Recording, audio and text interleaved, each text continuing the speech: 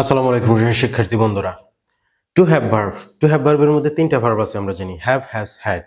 এই to have ভার্বগুলো simple past টেন্সে কিভাবে ইউজ করা যায় আজকের ভিডিওতে আমরা জানবো। Let's get started. To have ভার্বের মধ্যে যে তিনটা ভার্ব আছে এই ভার্বগুলো টু হ্যাভ ভার্বের মধ্যে থেকে শুধুমাত্র হ্যাড ভার্বটাকে আমরা সিম্পল পাস্ট টেন্সে ইউজ করব।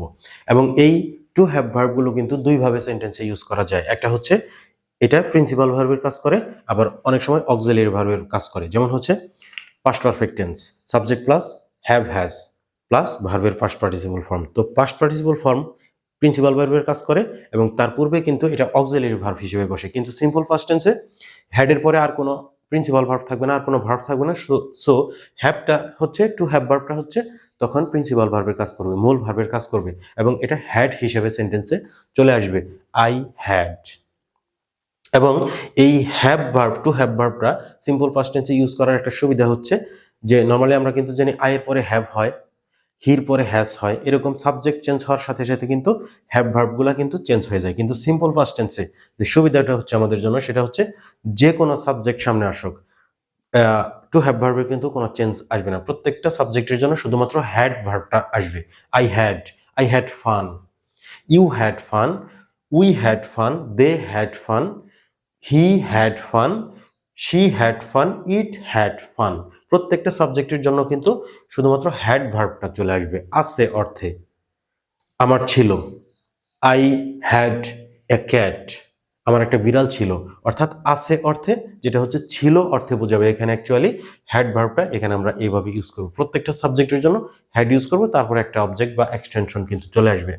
এখন এটা হচ্ছে নর্মাল স্ট্রাকচার। এখন সেন্টেন্সটাকে তুমি যদি নেগেটিভ করতে যাও তাহলে কিন্তু তোমাকে ডিড দিয়ে সেন্টেন্সটাকে নেগেটিভ করতে হবে এবং ডিডের সাথে নট যুক্ত করে সেটার কনস্ট্রাকশন ফর্ম হয়ে যাবে ডিড, ডিডেন্ট।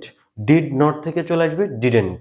এখন তোমরা কিন্তু জানো যে ডিড যুক্ত সেন্টেন্সে সবসময় ভার্বের বেস ফর্মটা হয়। তো হ্যাড এর বেস ফর্মটা কি? হ্যাড এর বেস ফর্ম হচ্ছে হ্যাভ। এই জন্য ডিডের পরে আমাদেরকে কিন্তু এখানে হ্যাভ ইউজ করতে হবে। এবং এখানেও একই ধরনের সুবিধা আছে আমাদের জন্য। এখানে সিম্পল একটা সেন্টেন্সে প্রত্যেকটা সাবজেক্টের জন্য আমরা হ্যাড ইউজ করব এবং নেগেটিভ সেন্টেন্সে প্রত্যেকটা সাবজেক্টের জন্য কিন্তু আমরা হ্যাভ ইউজ করব যদি ডিড থাকে। কারণ ডিড যুক্ত সেন্টেন্সে ভার্বের বেস ফর্ম বসে, হ্যাভটা হচ্ছে বেস ফর্ম প্রত্যেকটা সাবজেক্টের জন্য। এখানে আই এর জন্য হ্যাভ হবে, হির জন্য হ্যাভ হবে না, হ্যাজ হবে তা কিন্তু হবে না, সব জায়গায় হ্যাভ হবে। যেমন I didn't have, I didn't have fun, you didn't have fun. Have কেন হচ্ছে? ডিডের কারণে, ডিডের কারণে হ্যাভ হচ্ছে। We didn't have fun, they didn't have fun, he didn't have fun, she didn't have fun, it didn't have fun. So negative sentence গুলোতে সবসময় have আমরা ইউজ করব, আমরা ডিডেন্ট হ্যাভ ইউজ করব টু হ্যাভ ভার্ব ইউজ করার ক্ষেত্রে। এখন আমরা পজিটিভ সেন্টেন্স দেখলাম, নেগেটিভ সেন্টেন্স দেখলাম। পজিটিভ সেন্টেন্সে আই হ্যাড, নেগেটিভ সেন্টেন্সে আই ডিডেন্ট হ্যাভ। এবং এই সেন্টেন্সগুলোকে যখন আমরা ইন্টারোগেটিভ করব তখন কি হবে?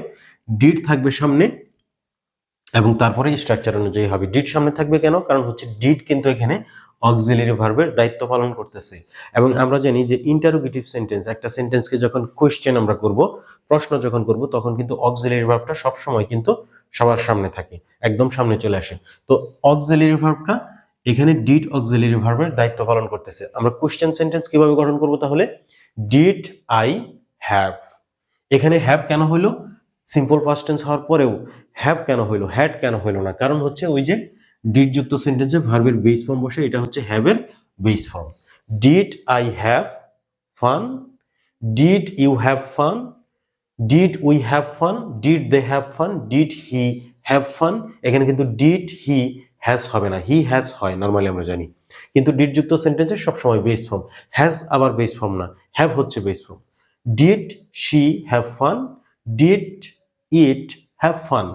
প্রশ্নবোধক চিহ্ন কিন্তু দিতে হবে, নোট অফ ইন্টারোগেশন, কারণ হচ্ছে তুমি সেন্টেন্সকে প্রশ্ন করতেছো।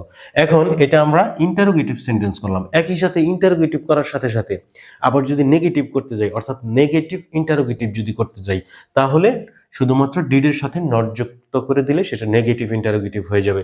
যেমন didn't I have fun, didn't he have fun, didn't she have fun, এভাবে কিন্তু আমরা নেগেটিভ ইন্টারোগেটিভ করতে পারবো। আবার অনেক সময় দেখা যায় যে WH ওয়ার্ড দিয়ে কিন্তু প্রশ্ন করা যায়। হোয়ার, যেমন আমরা হোয়ার বলতে পারি, where did we had meeting, কোথায় আমাদের মিটিং ছিল। হোয়ারটা সবার সামনে থাকবে, where did they have meeting. এইভাবে কিন্তু আমরা WH ওয়ার্ড দিয়েও কিন্তু একইভাবে আমরা ইন্টারোগেটিভ সেন্টেন্স আমরা তৈরি করতে পারবো। তো আমরা দেখলাম যে সাবজেক্টগুলোর সাথে হ্যাড যুক্ত করব সিম্পল সেন্টেন্সে, সাবজেক্টের সাথে আমরা ডিডেন্ট হ্যাভ যুক্ত করব নেগেটিভ সেন্টেন্সে, এবং আমরা ডিড যুক্ত করব তারপরে সাবজেক্ট এবং হ্যাভ বসাবো ইন্টারোগেটিভ সেন্টেন্সে। তো এইভাবে আমরা করব। এখন আমরা এক্সাম্পলস গুলো দেখবো। Example number 1, he had a lot of friends.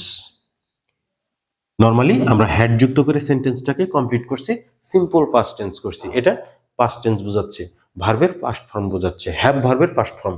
যদি হ্যাভ হইতো তাহলে প্রেজেন্ট ফর্ম হইতো, প্রেজেন্ট ইনডিফিনিট টেন্স হয়ে যেত। He had a lot of friends. এখন এটাকে তুমি যদি নেগেটিভ করো তাহলে তুমি বলবা হি ডিডেন্ট হ্যাভ, অর্থাৎ হ্যাডের জায়গায় হ্যাভ হবে, ডিড নট হবে, ডিডেন্ট হবে। He didn't have, he didn't have a lot of friends. এখন এটাকে তুমি যদি ইন্টারোগেটিভ করতে যাও তাহলে তুমি করবা did he have a lot of friends. Complete হয়ে গেল তোমার। সিম্পল সেন্টেন্স হইলো, পজিটিভ, নেগেটিভ হইলো, ইন্টারোগেটিভ কিন্তু তোমার হয়ে গেল, কোশ্চেন হয়ে গেল। My family and I had a great holiday. My family and I didn't have a great holiday. Did my family and I have a great holiday? Example number 3, the bookstore had a big sale. এটাকে তুমি negative করো, the bookstore didn't have a big sale. Interrogative করো, did the bookstore have a great sale? Note of interrogation দিয়ে দাও। এরপরে হচ্ছে পরের example, she had a party. She didn't have a party. Did she have a party?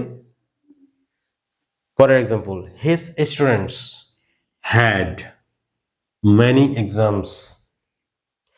His students didn't have many exams. Very simple. Interrogative koro. Did his students have many exams?